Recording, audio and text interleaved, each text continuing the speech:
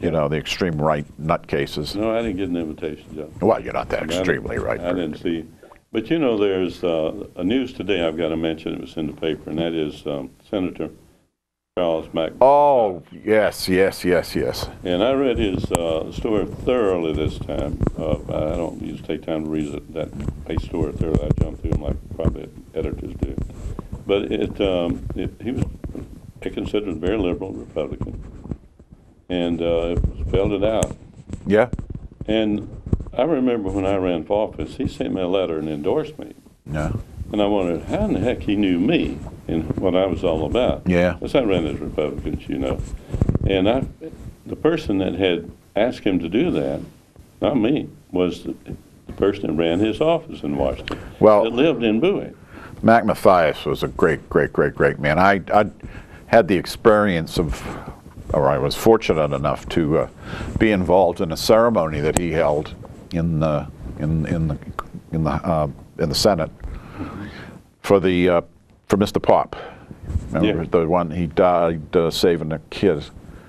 Yeah. Many, many, many years ago, and the whole family and I went down to D.C. and Mac Mathias gave us the trip, little lunch, and he's just a nice guy. I actually voted for him, a Republican. Oh, sure, and I did, of course, and I was surprised when he sent that letter. I framed it, as a matter of fact. Because, and I wondered how in the heck this happened. But then I learned a little more about Mac Mathias. Yeah. And he was considered what I think a lot of people don't realize is that Republicans thinking now you've got to be more conservative.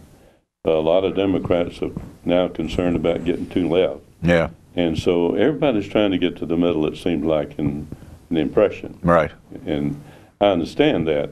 But he seemed to be successful standing in the middle and even leaning sometimes. He was more liberal than moderate. Yeah, but maybe he was more than the middle. But 80% of the time when I reviewed someone he was doing. He was replaced by Barbara Mikulski. Yes, after he retired. I don't know what she does. I do know one thing. She causes trouble a lot of places. Oh, yeah, I'm sure. In the state. Jeez. But, you know, I think we've got pretty smart, Cardin, pretty smart senator. No doubt in my mind about that. Yeah. And but it's always good to have some balance. And a lot of changes in the last few days because of what happened in Massachusetts. Oh, yeah. And that shocked me.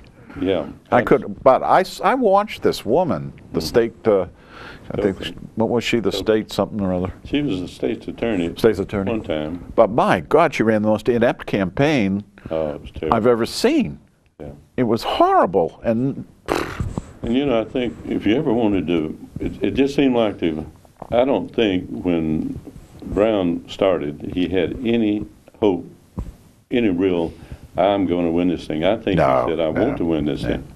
But apparently the campaign... I bet Jerry Devlin is very upset. Oh, Massachusetts, son of Massachusetts, and liberal Democrat. We might not see him for a few years because of that. He'll avoid any question about that issue. But the thing about it, and this is what I don't tolerate among people, is I had someone Sunday talking about the unemployment figures, and it's getting a little bit old when they express the reason the problems are, and they're originally from Michigan, which is the highest rate of unemployment in the country. Maryland's about 7.2% now, which is better than a lot. Better than a lot, but still pretty bad. 12 something in California and Michigan. But anyway, when they say, and I didn't say anything except it sounded like it's still seeing negatives in the economy and so forth. And they said, well, it's Bush's fault.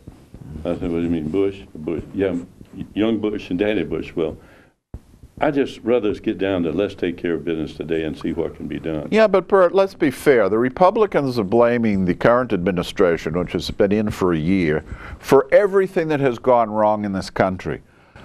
Bush, George W. Bush, is the one that created the deficit. He got us into that idiotic Iraq war. He's got us into Afghanistan. I mean, come on. Now, I'm not impressed with the way things are going right now, but the Bush, well, George W. Bush, Okay. it takes a lot of Okay, there was a blame for 8 that. years, Yeah. an opportunity to change midway, and all of the decisions made may not have been exactly what it should have been. But I'll tell you this: 9/11 changed everything. Oh, yeah. And who had I rather had in there during that time than the two people that ran against each other was him. And it seemed like that on the Afghanistan thing, that's where they were. That's where they came from. And on the Iraq thing, everyone had the same basis. I mean, Kerry, Clinton, Mrs. Clinton, Obama, he was in the Senate. All of them had the same information that decisions were made on.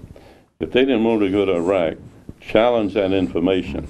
After it changed, we're in there, and it's all their fault. No, I think there's some responsibility among everybody. Well, after all, how many years has the Democrats had control of Congress? You know, what disturbs me even more than Iraq, and I was totally opposed to it, is Afghanistan. We our people are dying over there for this idiot Karzai, who is incapable of running his own country. It's awful. Why are we sacrificing American lives for this idiot? Well, it was the chosen war of Obama. Well, I must tell you. The chosen war of Obama. Bush got us in there. Obama did continue to go along with the military. That's what we should have Oh, been. Bert, you and I are going to step outside here. Let's go. Well, we've reached the wrap. Good. And anything good happened in Bowie last week? You know, I'm sure there was. They're working on the budget, I noticed. Yep. Well, the mayor will be doing his state of the state of the city address, I believe, today. I think so today. I was unable to get there, but I hope it was something good. Okay. The control room is telling us this is it. And your note to Obama is the final thing in Obama. Get Obama to do all he can to get us out of this mess he inherited. Take care. Take care, Bert. It's always a pleasure to debate with you. And to our audience, thank you very much. And don't forget, please, what we said earlier. You know, submit names of people you'd like to be on the show, who would like to be on the show. Submit your own name, and let's have some volunteers for the critiquing of the stuff that airs on BCMC. Thank you, and we'll see you next week when Steny Hoyer, Congressman Steny Hoyer, will be here. Goodbye. That's good, John. That's good.